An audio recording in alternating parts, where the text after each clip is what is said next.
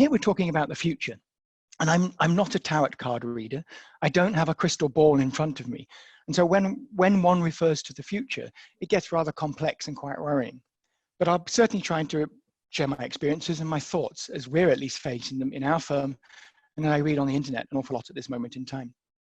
There's also quite a nice irony to taking us through this presentation right now, because Rob mentioned just a few minutes ago the face-to-face sessions we would have had in June in the first conferences with CEIBS. And at that moment in time, and the irony is future of work, we would have done this in quite a traditional way, in an auditorium, with PowerPoint, standing next door to one another, not necessarily with technology. And I'm sure we would have had our fair share of handshaking. At that moment in time as well, the presentation I would have done had quite a different picture. There was not an empty office. There were 4 old ladies on the front, who I hope, by the way, are still around. The content, at least at the beginning of this presentation, was also a little bit different. And the heading was a touch different. We didn't have the words lessons from the pandemic. In fact, the words pandemic were nothing more than a Hollywood movie back in December. And now here we are, Hollywood movie becoming reality. Also the word lessons. This is a big word. I think it's important to outline that right now we are right in the middle of this lesson. We don't yet have the conclusions. What the end result correctly or adequately predict, we can only guess. So let me allow myself to call this more reflections from the pandemic as I'm seeing at this moment in time. As I said, we might have presented this in June. And in that June session, I would have put this slide up and simply said, here are some of the ideas we might have been discussing for predictions back in 2030. We might have been talking about the world's largest economy. We might have been talking about that 85% of the jobs that today's students will be doing in just a decade haven't even been invented yet. We might have been talking about the most interesting jobs such as organ creator or augmented reality journey builder, or will Facebook still exist? And we would have been talking about 2030. I think the interesting thing this pandemic is already beginning to show us is, are these timings still valid? Or are they now going to happen a lot sooner? My personal belief as we go into this call is more that the pandemic as we're experiencing it is very much about accelerating things. It's very much a catalyst for the adoption of technology and the way that we change our work. Certainly things are becoming adjusted because of this little virus that we're seeing in front of our screen. And it's becoming the catalyst. Right now, it feels like a strange dystopian movie. There's empty cities and empty streets. We're moving rapidly towards 1 million cases and approaching 50,000 have lost their lives in the last few weeks. Even just 4 weeks ago, these very numbers would have sent shudders down our spine and quite possibly would have been unbelievable. Now they seem extremely realistic, probably by the end of this week. The economic impacts do not even bear thinking about, and it depends on who you read whether this is going to be a 2 trillion, 5 trillion, or a mere $200 billion impact on the economy.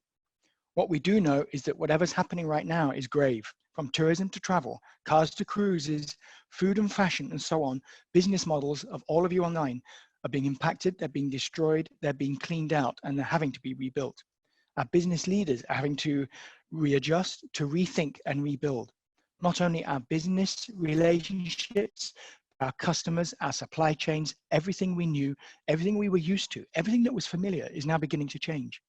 Adjectives we've been using loosely in our vocabulary, things like, oh, we're going to be agile. Oh, nimbleness. Oh, we need to be fast on our feet. Oh, we need to be flexible. These will never be more true than ever than right now. What's for certain is that we can go back to Asia and we can look at our colleagues in China for some of the initial reflections. What we do know that right now is the world is launching a massive work from home experiment. If we go back 4 weeks in China, when busy streets in cities like Beijing, Guangzhou, and Shanghai, they became eerily quiet. This mass from home working experiment led to a surge in demand for video conferencing and meeting apps. And here's some interesting numbers we're already beginning to see. In January, Alibaba's Ding Talk experienced around 670,000 downloads. Suddenly, we have 100% working from home, 17 million downloads in 1 month. Tencent's meeting app By the end of January, all-time downloads, 250,000. Not a bad number. By the end of February, 9 million. 9 million. Take a look at the Zoom stock price. And I know right now, as of this morning, they're in the news for various other reasons. But at the beginning of the year, if you bought a share in Zoom, you would have laid out $68.62. Not an unhealthy price. Today, you would have not been far from tripling your money. I think this is highly indicative of the way that things are massively changing in the working atmosphere and very, very much reflecting our work from home trend. I think for those who are now working from home, and I count myself among them, things are very rapidly changing from a behavioral point of view. There's going to be some of us who are saying, hey, fantastic, no more commute times, no longer having to spend 2 or 3 hours in the car each way every day. I can enjoy my partner's home-cooked food. I can have more time with my kids, flexible working hours. I can stroke the dog. I can cuddle the cat. How cool is this? The other side of the coin, however, is that for a lot of other people, we're turning around and saying, I'm missing a big screen, or, oh, I'm missing the human contact, or I'm perhaps missing the capability and the usability of a decent Wi-Fi. I, for one, I'm sitting in a farmhouse which is in the middle of a smelly field and is 200 years old. My Wi-Fi works as if it was Monday morning all the time. That means when it has a mood to actually start to work. I think as we start to move on, we're going to start to reflect on the time before and the time after. My belief is that the time before will not necessarily be the same as the time after. We're going to start to see some changes. We're going to start to feel those changes, perhaps even becoming the new norm. I think we're going to witness a seismic shift in behavior, not only from the employees who get used to working from home, as Rob alluded to, but also from companies and from line managers who either have to get used to the idea that more companies and employees will be working from home, or line managers who may have to shift their relationships with their employees. It's going to be a watershed year. It's going to change the way we work, the way we shop, the way we trust others, the way we relate to one another, the way we buy, the way we sell, the way we run a business, and the way we use the technology. I predict some of the changes will become the new normal, from strolling around stores and shopping centers to browsing online, for example, or from being reluctant to using face masks and sanitizers to buying them at any cost, from classroom learning to online, from face-to-face meetings and not taking decisions online to making decisions only online, from attending fashion events to actually online streaming. And with the distant future in mind, back to my first slide in 2030, do we take virtual reality vacations like the Total Recall movie, or do we still get to go on a real vacation? Some of the changes we're already beginning to see switch. There's just some pictures I found in the last few weeks of companies beginning to move around. Gin, one of my favorite little evening tipples, has already beginning to hand rub or sanitizer. Paul Park, one of the designers at the Korean fashion house Maison Noir, he now designs fashion face masks. And we see here Master Kong. This is one of Asia's leading instant noodle and beverage producers. At the time, they were being recognized as quite innovative in any case, building pot noodles and DIY noodles and special kinds of noodles for winter athletes, for example, for Chinese athletes for the Olympics. But at the time of the virus slowdown, they had to take a huge step and actually ask themselves, how do we keep business going? Undertook data analytics like never before. They started to analyze amongst their large offline retailers, where were hoard outs happening? Where were stock dry outs happening? And with this, they were able to start to shift their business model. They turned their supply chain upside down, such that within a few weeks of operations since China started to open up again, 50% of their supply chain is now operating as normal. And they've been able to resupply smaller online stores to 60% of capacity. This nimbleness and the flexibility of their employees is now allowed them to be 3 times faster at recovery than some of their competitive firms. This is an indication of the way firms and companies and employees are having to see a shift in their behavior. It's not just noodle firms, it's also Formula One racing teams, it's OEM automobile manufacturers, all shifting. Again, we've seen it in the news. Fiat, for example, have already begun to reconfigure a production line in China to look at respirators. We're seeing Tesla and Ford and others all getting involved. We see regular points on the news of Formula One. And also Elon Musk is going out and buying respirators from China and handing them out to Italy and to New York and other companies. The point is, again, the kind of work that we do, the flexibility of that work, the adoption of technology, the nimbleness and the flexibility, not only of firms, but the employees within that firm are bringing massive changes. I'd like to take one just little step out. Before I started this call, the idea of myself and my wife at home taking, for example, a martini or a gin and tonic and sitting alone, and we'd say, no, no, you can't drink alone. What I've been quite happy to see recently is that the idea of a quarantini where you can drink alone is popping out of the woodwork. So I allow myself that slight humorous diversion before we continue. But let's now get real. What about the individual impact? What's it like having our home as our workplace? Now, my kids are grown up, they're 18 and 16, and I wouldn't let them eat quite like this anymore. They used to, and I wouldn't want my dining table looking quite the same shape and form as this right now. But for many parents, this is the reality. For many stages and many of us right now, working from home is changing the way that we have to work, the way we have to think, the way we have to juggle our lifetime expectations with our wives, our partners, our husbands. Even our dog needs to go for a walk, but I also need to talk to my boss and to our team and to our customers. How do we do all of this?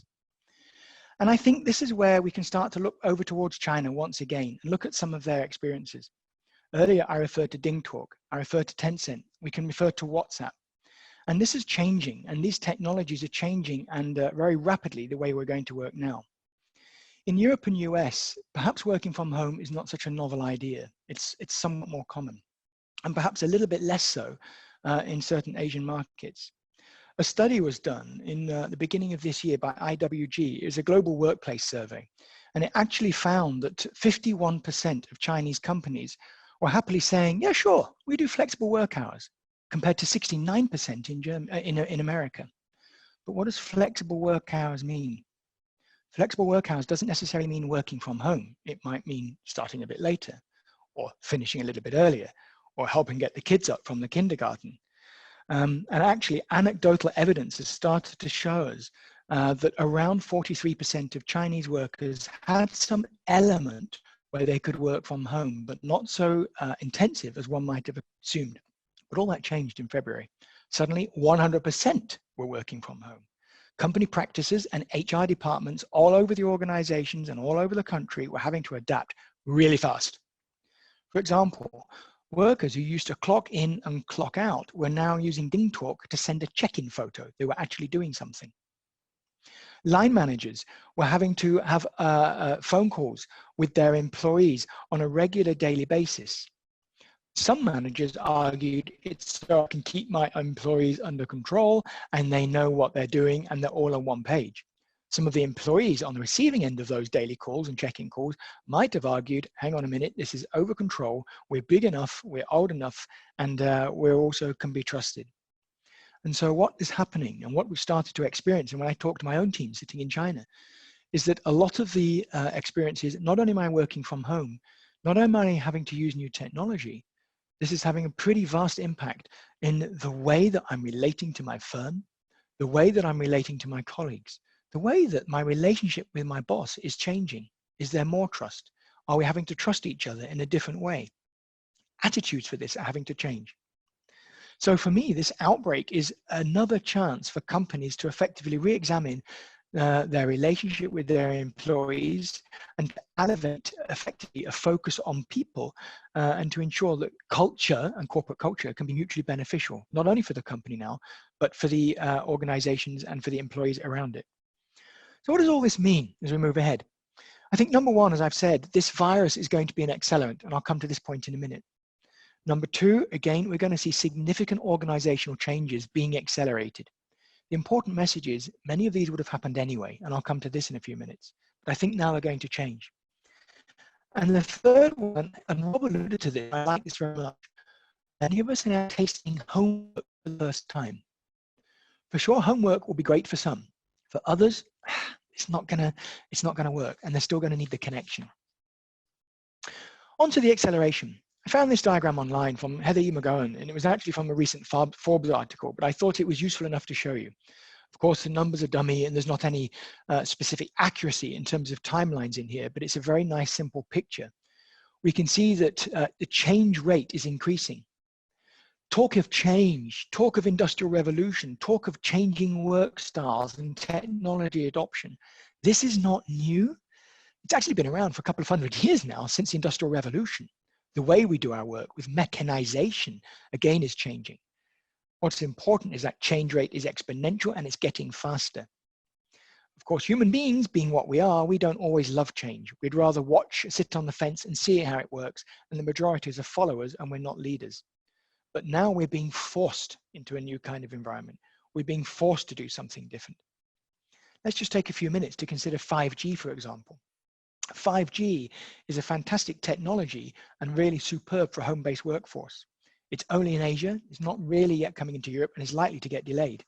But in fact, its lightning speeds, near instantaneous communications, and increased connection density make it top of mind for companies. And a perfect example, again, I can take out of China. ZTH and China Telecom worked together with a West China hospital and a physician back in January of this year. And they were using 5G connections to be able to conduct 7 hospitals around China on treating other infected patients on the coronavirus. Without 5G, I wonder how well that had been working. Linked to 5G, of course, is virtual reality.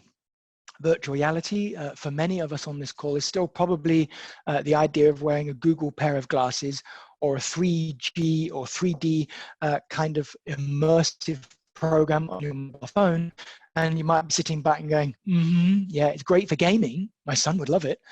But training by 5G, by virtual reality, learning by virtual reality, meetings with my boss, yeah, kind of works for 1 hour.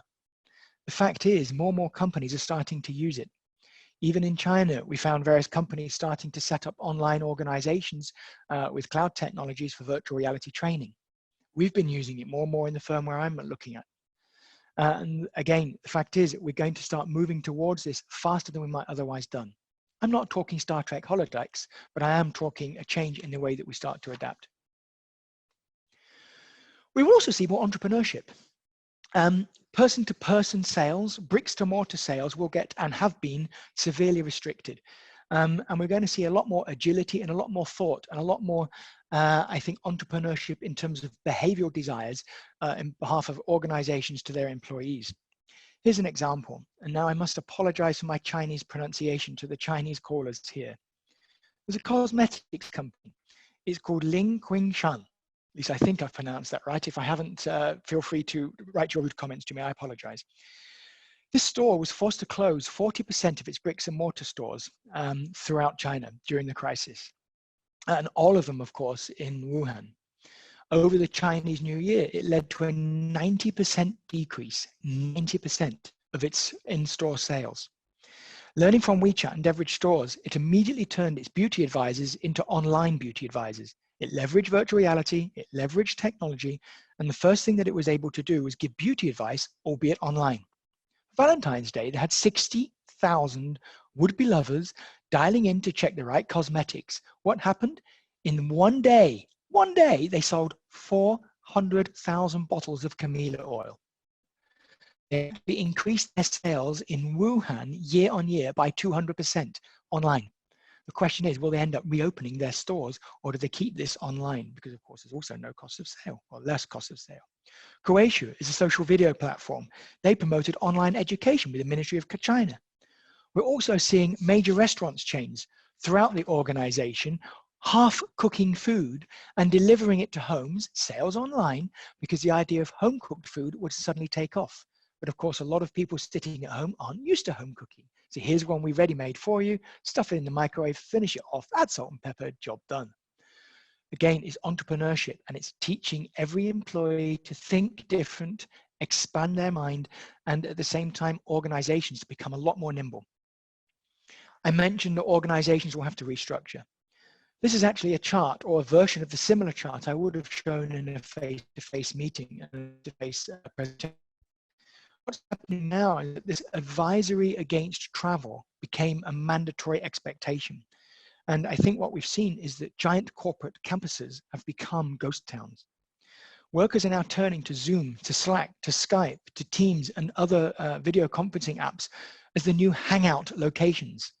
We don't have chats by a water cooler or a coffee machine or outside the toilet door. We're having online chats.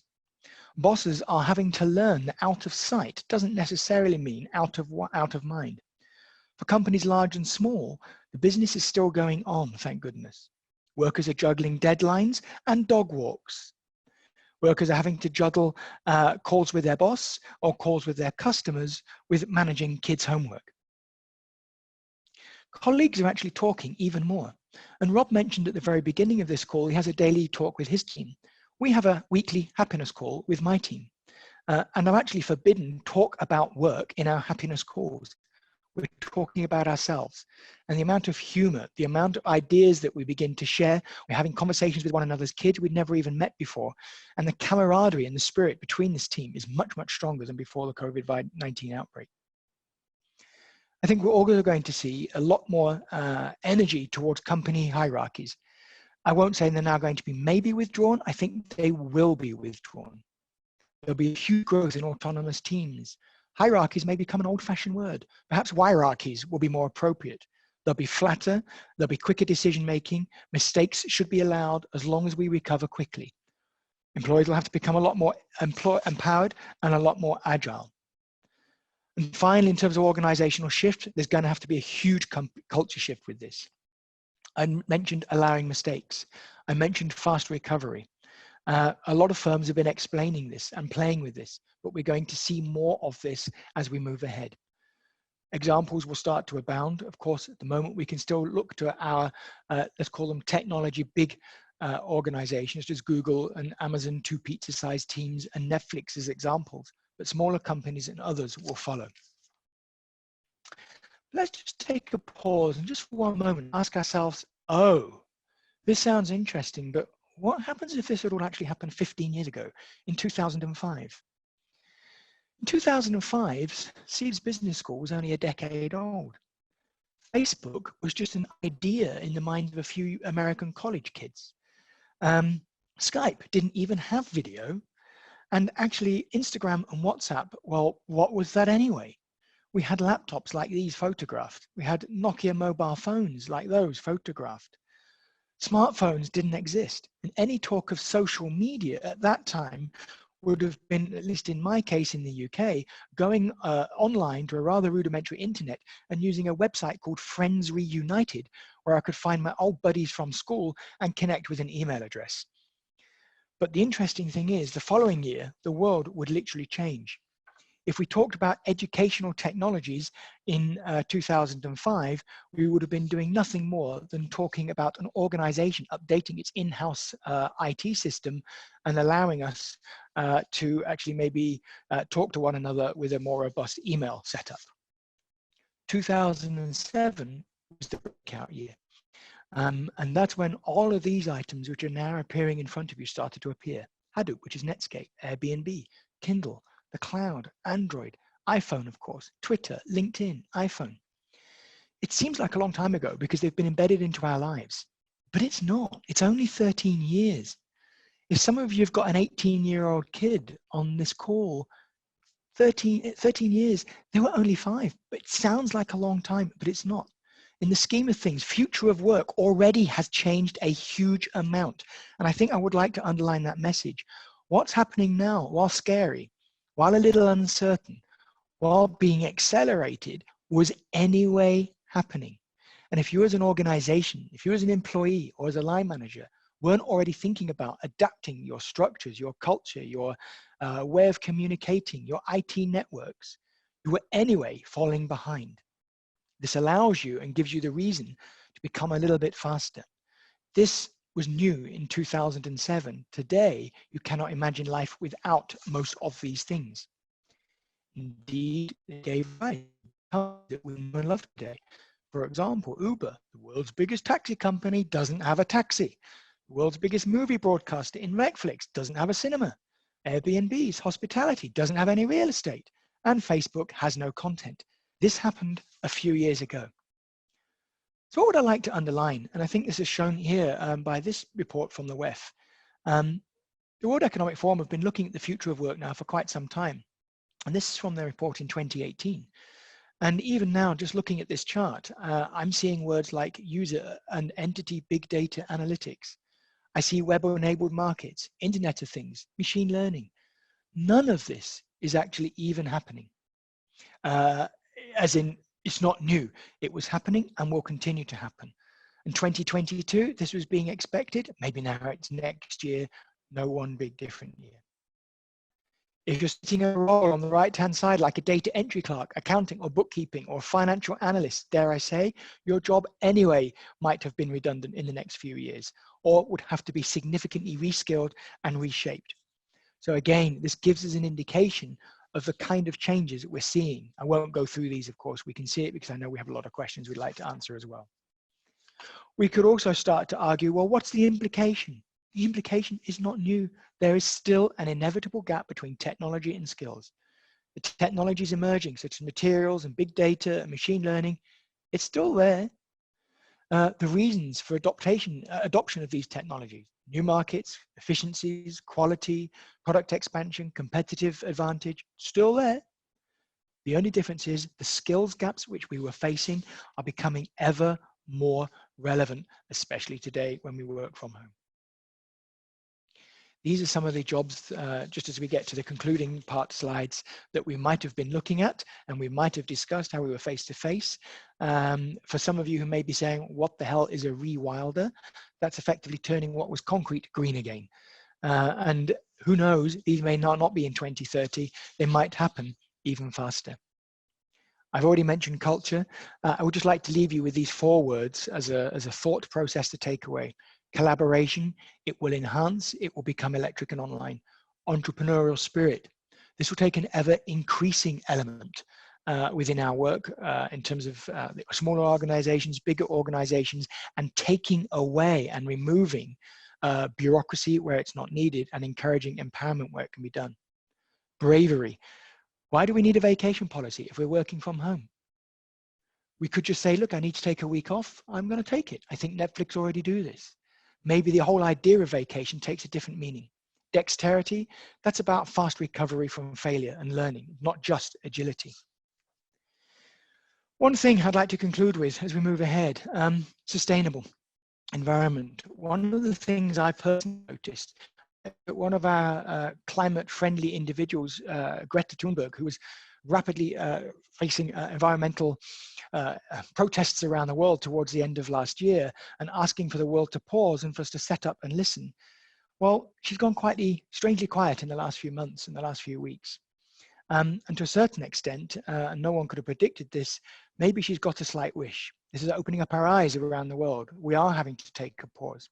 What's certain, though, is that when we do come back, and we will, and stronger, we have to be much more aware than just the environment. We have to stretch the message.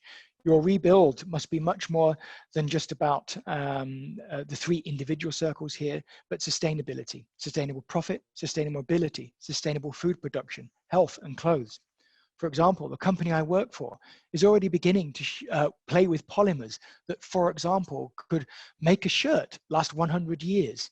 I wouldn't want to wear the shirt after 100 years, but we wouldn't need insecticides, we wouldn't need pesticides, and we can think of sustainable business. So we will see more of this. The last picture to show you and share with you, this can be shared, we can do this offline. For companies looking at creating an appealing environment, we need to consider all of the things that we've been talking about, but now overlay technology, overlay our thoughts of the virus and the impact of work from home onto some of these aspects. This is not new, it's accelerated. So before I hand over to Rob and we then start to look at the questions, allow me just to say thank you for the time, thank you for the patience. As I said, I'm not an expert, they're reflections, and please, where necessary and where expected, do stay at home.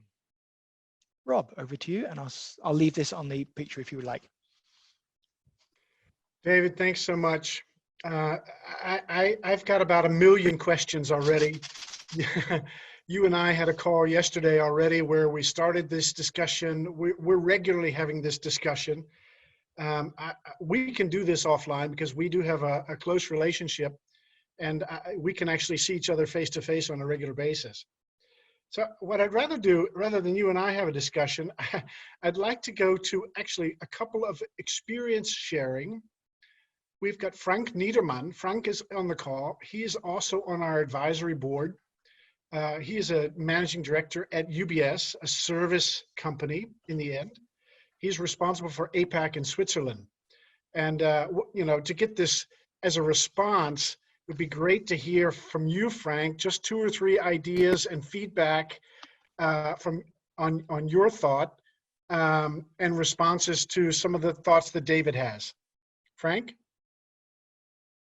So wonderful to listen to this lunch call for me. Thank you very much for having me and inviting me here. I agree with all your thoughts, David, and what strikes me in the financial arena, we have every 10 years, we have some kind of a quite substantial crisis. And what fascinates me here is that first, as always, a crisis reveals character of the people. We could see some people grow beyond what we ever expected from them. Others become very, very self-centered. New themes come up, like everyone is worried about gaining weight, suddenly of having no movement anymore, but just going to the fridge and back. New themes come up, like supervision from home, etc. And then, for instance, for us now in our organization, we have now, depending on the department, from 50 to 100% of the people work from home. We have split locations, and I can feel now that we all transform into the new mode. And I'm extremely impressed about the speed about what happens from applications that immediately can be used of like here, this webinar here. I can see that every organization is super fast in adapting to the new environment. And what also struck me is that I feel we have a much more leveled playing field because technology is available to all of us. And so new themes come up when it comes to these business models that we need to adapt to. So for us, as an example, interestingly, I feel that we have suddenly, when we talk to our clients who are all usually they are multimillionaires and billionaires, there's always a big difference between us and them. And suddenly we have the same problems because we have the kids running behind our back, passing by, new kind of conversation. As you mentioned, it shakes up hierarchy because suddenly new members of the team with new approaches suddenly gain importance in the decision making. We have to define what is proximity with clients new. We have to orchestrate the various channels of communication, and we have to also redefine how to differentiate. And this webinar is a good example. Webinars are, I think, really fascinating, but we have now in my organization, we can profit from webinars from Asia and Europe at the same time, but also there is suddenly now, okay, too many of them. And as an example, with my team, we today, and this is my last statement, today we just decided that we send flowers to 300 of our favorite clients. Wow. Just first is to support local business, but also to have a differentiating message beyond technology. We also want to find a way to reach out to the hearts of the people. So thank you very much for sharing. What I love, what you just mentioned, Frank, is the humanness of your response.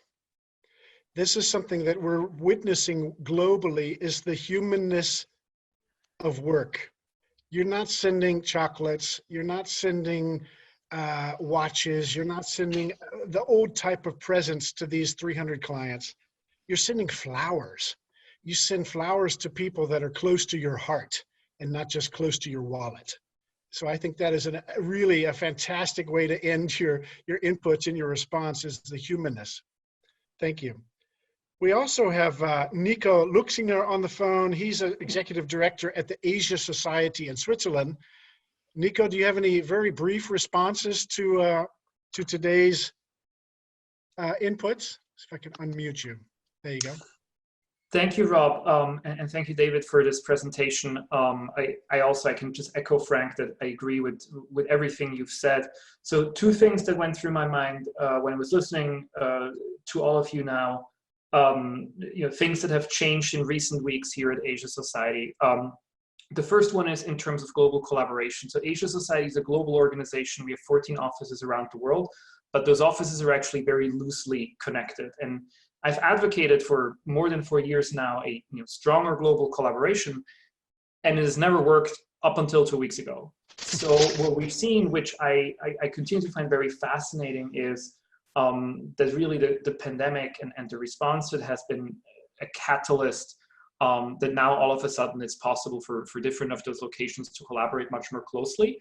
And part of this is just because our programming has moved online. So we do a lot of events. Usually those events are offline. So that makes it hard to collaborate between different locations. But now that everything's online, it makes it much easier. But I think another aspect is really just kind of this coming togetherness that David has mentioned as well, that we sort of have all realized that we're sort of in this together and we're in the same boat. So this is something that it's actually a positive development for us, and something that I'm, despite everything, sort of happy that it's now taking place, even though I had wished it would not have needed a pandemic for this to happen. The other thing that I feel is missing, and sort of we're trying to experiment how to sort of recreate this virtually, but I do think this is a big challenge. It's social interaction between people who aren't necessarily collaborators, who aren't necessarily family. We have a lot of social elements in the gatherings that we do. We've learned over the last 2 weeks, it's not a problem to move a presentation online. It's not a problem to move a panel discussion online. You can do all these things with Zoom. You can do workshops with Zoom. So all of this is not a problem. What we struggle to recreate virtually from the offline world is sort of the having a drink together after an event. So that's really hard, kind of this very fluid, serendipitous, not really going deep interaction with people, the networking.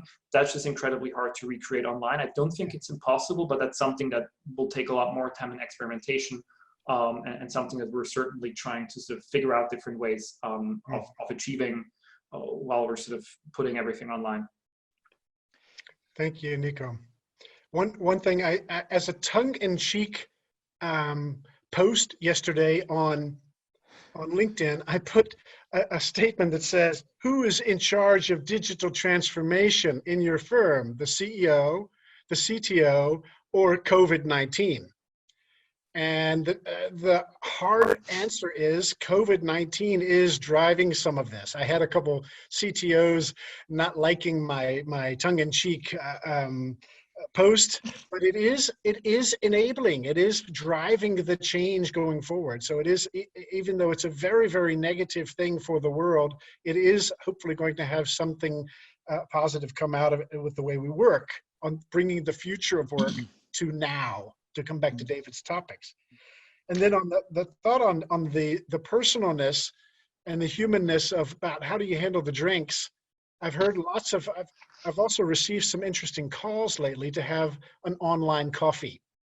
I can't go to a colleague's desk, but I can call them and say, do you have time for a coffee? Let's have a coffee, or a quarantini, as David put it. I love that. And you can't be there in person, but you can actually still have that time and do it over mediums like this. Maybe allow me to add a couple of thoughts actually on both of the comments from Frank and Nico. Frank, you triggered a thought in me as you were talking in terms of all of your employees now being online, etc. One of the worries that I have, and this is maybe where firms need to think a little bit more, is that a large number of us working from home in decision-making capacities are not used to such technology. We grew up in an analog world. We're analog boys and girls. It's only our kids who have grown up with a microchip invested into their brain. And, I call these the head down generation because it's what they do all the time, staring at their phones. We don't. And it brought to mind a few years ago when I joined one of my firms in the past, they introduced a new way of looking at their routing and their technology away from paper. And in those days into what was effectively like a Scion 5 organizer. And there was a 60+ gentleman in the room being introduced to the new technology. The guys and the girls who were around him, they were 30s. They grasped this and this group training, they were running and away, and they were getting back into their vans and off they were going. This one guy who was 63, 64, he was virtually in tears because he could hardly find the turn on button, the power button to get his technology to work. And I think this underlined for me the importance of not only sending flowers to your important customers, but don't forget the employees who are going to struggle to adapt. It's no one's fault. No one asked for this. Technology, yes, it's inevitable change that was happening anyway, but the acceleration will leave some people behind. So please don't forget the analog guys and girls who really need that support. And that leads me, Nico, to what you were saying in terms of the sociability, and also a follow-up from Rob. It's vital that those people who you suspect might struggle, or even if you're not sure but they need the social contact, just silly little things that we've been doing as a team, as small examples. In our dial-up calls, we make sure that we're kind of encouraging social talk. So we've been asking people to take photos of the most useless thing inside their house and actually bring that photo to work, as it were, to the call. It might be that some people bring their pictures of their kids, which is perhaps a bit mean, but you know, the humor is there and that's coming out. Or we bringing their favorite coffee mug to the online discussion. And you kind of hold it up and say, hey, this is my Starbucks mug from City XYZ. Let me tell you a story. And while you can't hug and kiss and shake hands, what we can do is share those, I think, deep emotional thoughts, which are still in our brain. The brain is still there, even if the physicality isn't. Yeah, great. Thank you, David. We have a lot of questions. I don't know if we're going to be able to get through all of these, but I'm going to go through and pick up some of these. David, can you see the questions from where you are? No, let me stop sharing. Maybe okay. That will, okay. So not yet. Let me see if I can, I don't know how to share this. This is called Work from Home Pure. The two hosts are figuring out how we do it. I'm just going to read it. I'm not going to read the names of the people that asked this, but I'm just going to skip to every other question because we've got about 20 questions and we won't be able to get to all of them. So the one question is, how can the pharmaceutical companies cope with the current situation as work from home can't drive the organizational goals? Any thought on that?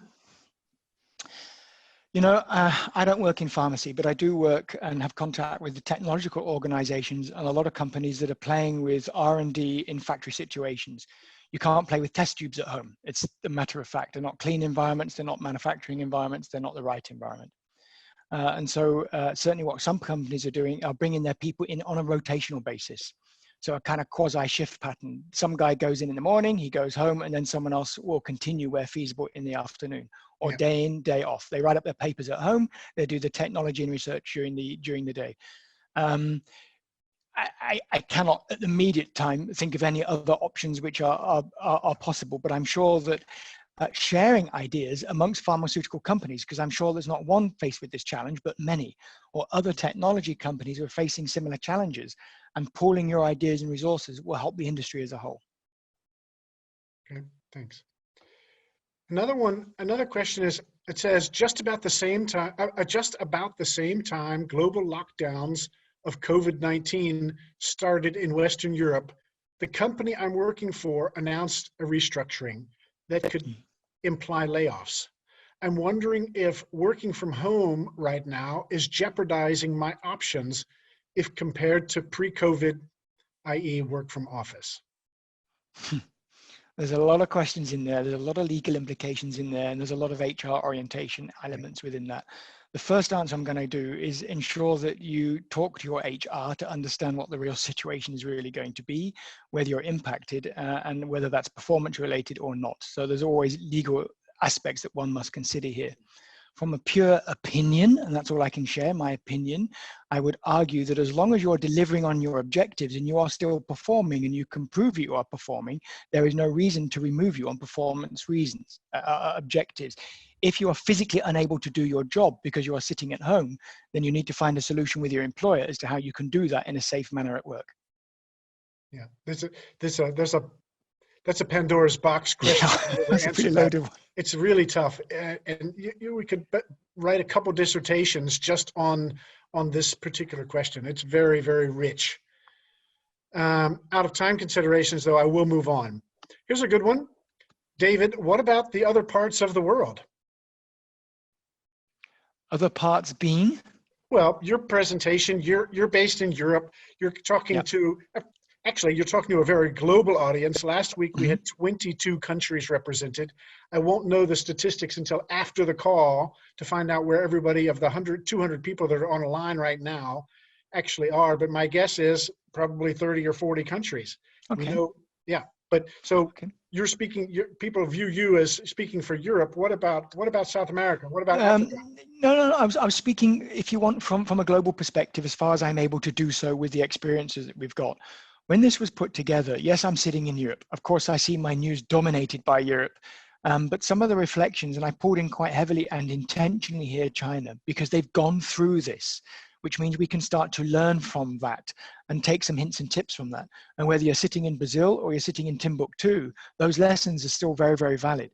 My personal feeling is that we've gone from China, we're in Europe, it's about to hit the United States, and then the rest of the world, I'm sorry, is likely to follow. And here we're talking about LATAM.